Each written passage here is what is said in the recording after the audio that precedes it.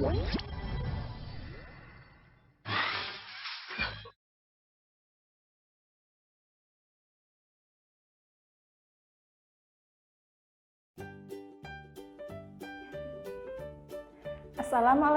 warahmatullahi wabarakatuh.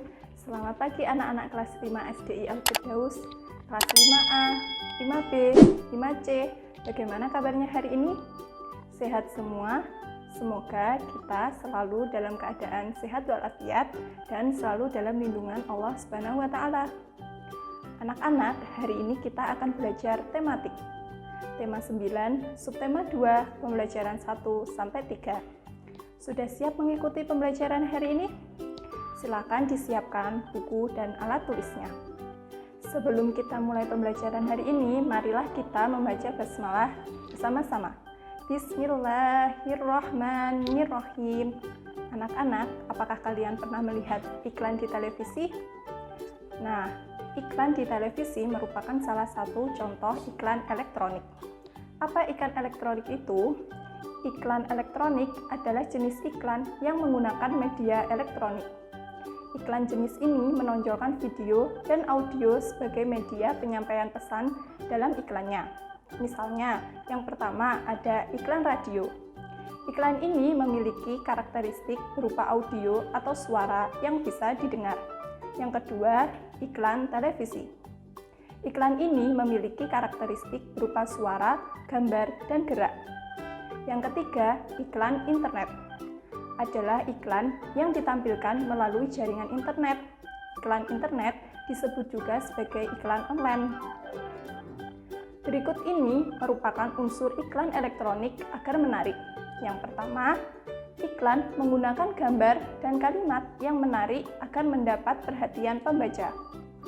Yang kedua, dapat memunculkan minat pembaca iklan atau konsumen dan rasa ingin tahu mengenai apa yang ditampilkan dalam iklan tersebut.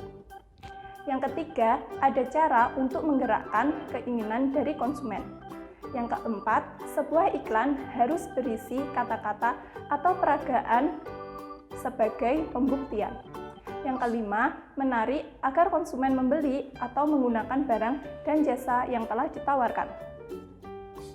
Ciri-ciri bahasa iklan elektronik. Yang pertama, menggunakan bahasa yang sederhana dan mudah dimengerti.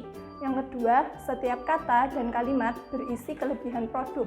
Yang ketiga, memiliki daya tarik dari kata-katanya.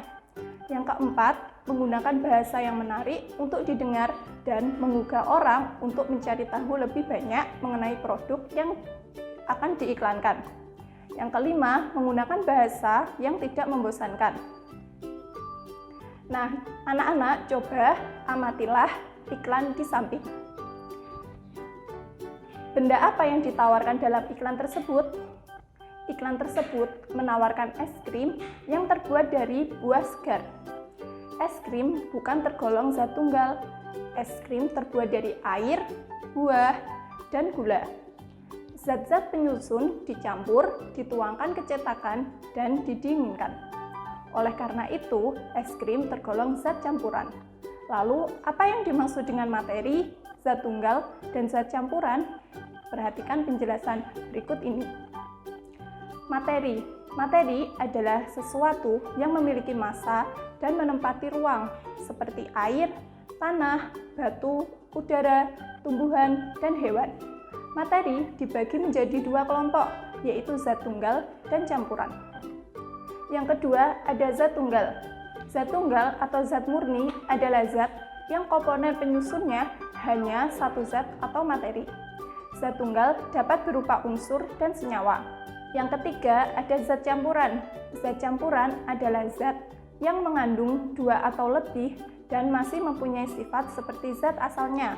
Berdasarkan sifatnya, zat campuran terdiri atas zat campuran homogen dan zat campuran heterogen. Makna penting persatuan dan kesatuan. Pergaulan antar warga negara harus dilandasi dengan semangat persatuan dan kebersamaan. Kita harus saling menyayangi sebagai sesama masyarakat Indonesia. Toleransi antar pemeluk agama yang berlainan juga memudahkan menjaga keutuhan negara ini.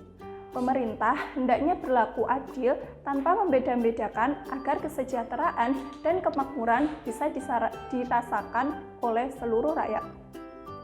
Beberapa merupakan perilaku yang bisa dilakukan untuk menjaga persatuan dan kesatuan NKRI.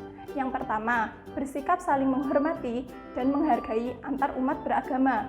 Yang kedua, tidak membedakan latar belakang suku, agama, dan golongan ketika bergaul. Yang ketiga, menjauhkan diri dari permusuhan. Jenis-jenis usaha perekonomian. Yang pertama, ada pertanian. Pertanian adalah jenis usaha yang mengolah tanah untuk ditanami dengan satu atau berbagai jenis tanaman. Usaha pertanian banyak terdapat di daerah pedesaan dan pegunungan. Orang yang bekerja dalam bidang pertanian disebut petani. Menurut jenis usahanya, petani dibedakan menjadi 4, yaitu petani sawah, mengolah sawah.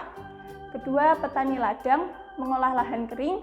Ketiga, petani perkebunan, mengelola lahan luas untuk tanaman perkebunan.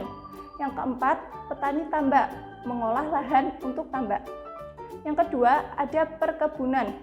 Perkebunan yang dilakukan oleh masyarakat digarap di lahan milik pribadi. Sedangkan perkebunan yang dilakukan oleh pemerintah digarap di lahan milik negara.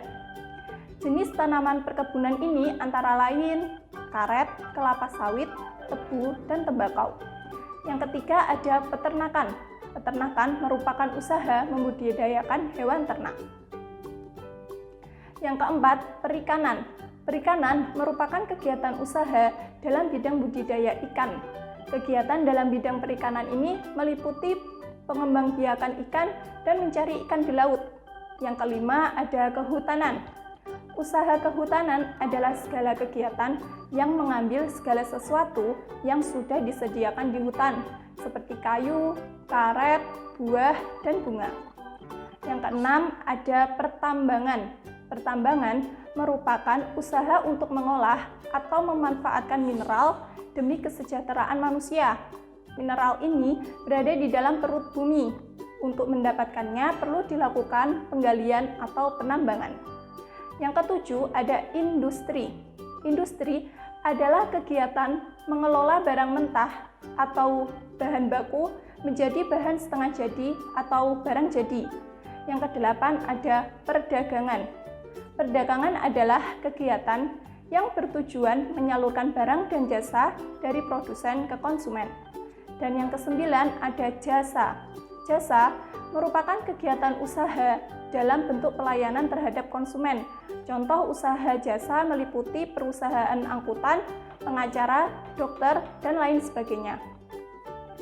Nah, anak-anak, itu tadi pembelajaran dari teacher.